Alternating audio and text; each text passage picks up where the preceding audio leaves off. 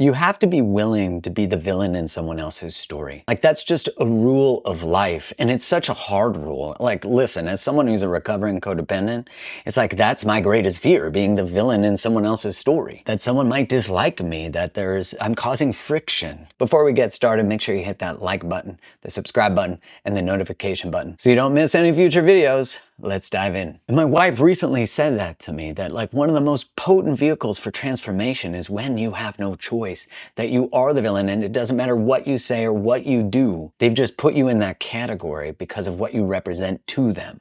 And I think this is just so obvious in how we're exploring a lot of different ideologies and perspectives, is that it doesn't matter what position you take, you're going to be the villain. It doesn't matter. You could be pro, against, doesn't matter. You're getting thrown to the wolves one way or another. And I can't think of a more healing process for people who are people pleasers, including me, which is that when you find something that matters to you more than your willingness to bend over, your willingness to comply, your willingness to be a doormat. When you find something that finally matters, you grab onto that and you change your fucking life. You like use that as the rocket fuel for your transformation because you finally found something that was connected to your integrity. You found something that was connected to your soul. And this is what happens when we stand up against people who are abusive, manipulative, liars, is all of a sudden we found a spot inside of us that said no more. Now, often we wait till we get pushed so far against the wall that we have no choice. But it's at some point we start to reinsert choice, that you don't have to wait till it's so bad you have to, that you just decide it doesn't feel good. And it's not something that's aligned with your values and who you are. And ultimately, you can look at someone's life and say, okay, they're feeling distressed, anxious, depressed, and maybe you're feeling that way. And so we would just look like, what relationships and choices are you experiencing a felt sense of friction, some activation, some anxiety? And you would just list those out. And then you would say, okay, in what way are these in violation of my values, in what I want to bring to the world, in who I am, what kind of relationships I have, what kind of legacy I want to leave, what kind of family I want to create, what kind of business I want to create. All of this is so important that you're checking in with yourself and saying, instead of me shape-shifting for the system, for the family system, for the relational system, for the grander meta system, that I'm actually willing to stand in who I am and let the system shape around me.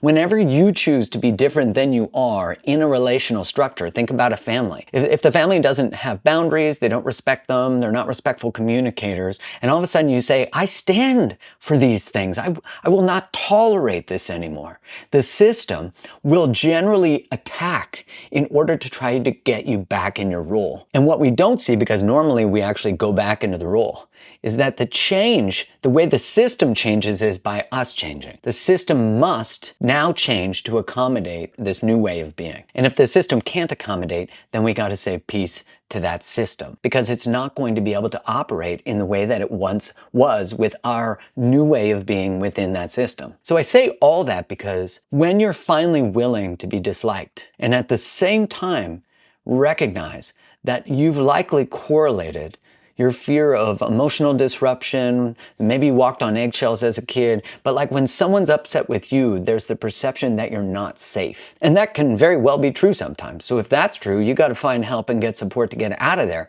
But when it's psychological, when it's emotional, when it's relational, when we want to set a boundary and we're like, they didn't like my boundary. The purpose of a boundary is not for people to like it. That's not the affirmation that the boundary is good. It's that you feel safe, that you feel protected by yourself, because every time we leave ourselves to stand beside someone else because we're afraid of causing friction, we are not standing next to ourselves. Do you see that? So if it's a choice between their emotions or me and my health and safety and emotions, they're winning every time. What's your system going to feel like? It's not going to trust you. You're going to have anxiety because you're not going to be able to shape the future of your life because you don't have access to your voice. And if you don't have access to your voice, you can't choose the direction. You don't have yeses and nos. And if you don't have yeses and nos, you only have yeses or some nos, but very few. Then you can't even trust yourself to lead yourself towards what is aligned and what is not. So I say all of this because if you have become the villain in someone else's story, rejoice, because you've now just had to, and maybe not by choice, and that's where deep grief can come from, and anger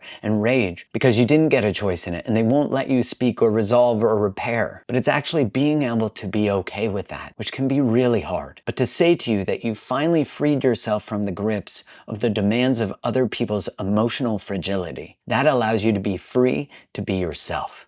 That allows you to be free to self-express. So be willing to be the villain in someone else's story so you can be the hero in your own.